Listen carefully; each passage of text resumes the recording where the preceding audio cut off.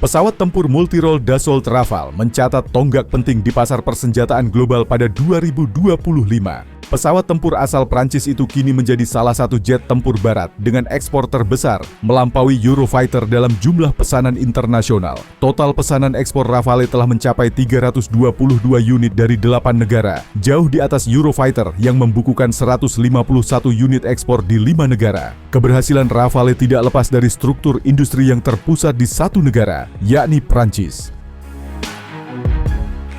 Skema ini memungkinkan proses pengambilan keputusan lebih cepat, serta memberi fleksibilitas lebih besar dalam transfer teknologi kepada negara pembeli. Hal ini berbeda dengan Eurofighter yang diproduksi oleh konsorsium 4 negara Eropa, sehingga setiap kontrak ekspor memerlukan persetujuan kolektif. Berdasarkan data kontrak yang telah berjalan dan pengiriman hingga 2025, berikut daftar negara operator Rafale terbesar di dunia.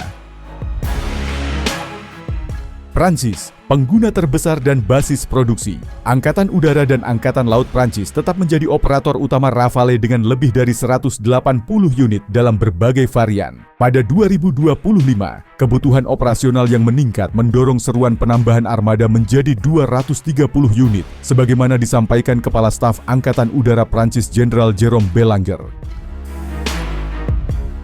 Mesir, operator Rafale terbesar kedua. Pada tahun ini, Mesir menerima tambahan 3 unit Rafale F-3R, sehingga total armadanya mencapai 27 unit. Mesir menjadi negara pertama di luar NATO yang memesan Rafale dan kini menempatkan jet buatan Dassault itu sebagai tulang punggung modernisasi angkatan udaranya. India, kombinasi armada udara dan laut. India mengoperasikan 36 unit Rafale untuk angkatan udara. Selain itu, New Delhi juga memesan 26 unit Rafale M untuk kebutuhan operasi kapal induk. Kontrak senilai 7,5 miliar US dollar tersebut menjadikan India sebagai pengguna pertama varian laut Rafale, dengan 4 unit awal dijadwalkan mulai diterima pada 2029.